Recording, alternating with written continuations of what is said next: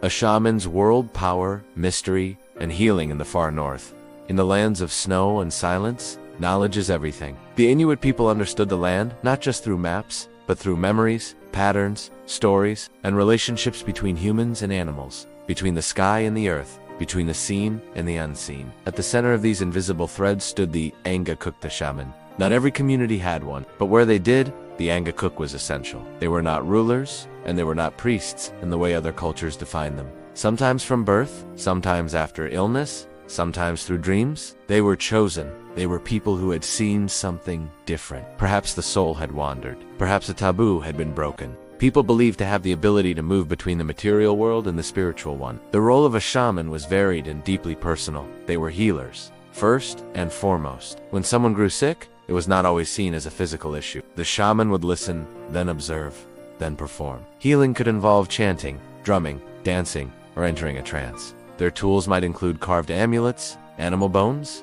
or masks. Their movements were deliberate, rhythmic, designed to connect with spirit, not impress a crowd. Imagine a low drum beat in a small snow house. The fire flickers. The air is heavy with oil and breath. The shaman begins to sing not loudly, but steadily. The song has no written words. It is ancient. The beat continues. The trance deepens. And in this state, the shaman seeks answers. Sometimes they were mediators called upon when the hunt failed, or a strange illness swept through the camp. They might determine whether a spirit had been offended, or an animal soul had been mistreated. In such cases, the community would perform rituals of atonement, purification, or offering. The shaman's power was not unchecked. If the community felt a shaman abused their role through pride, cruelty, or deceit, they could be challenged, or even replaced.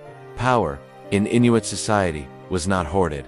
It was balanced. And yet, shamanic knowledge was also feared. The spiritual world was not a place of comfort. It was filled with ambiguity, danger, and change. Some shamans were said to be able to leave their body, to journey into the air, to fly or swim beneath the sea, or walk into the stars, to speak to animal spirits or ancestors long past. Others were said to hold secret names, the true essence of a person's soul. They could remove fear or cast it, heal or harm. And so, they were respected, but not always embraced. They lived, in many ways, between things. Between sickness and health. Between belief and fear.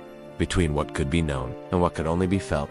One well-known power was Inuit babies were often given names of relatives, ancestors, or respected elders who had passed. The idea was not that the name was symbolic, but literal, that the essence of the deceased continued in the child. In this way, shamans maintained a spiritual continuity across generations.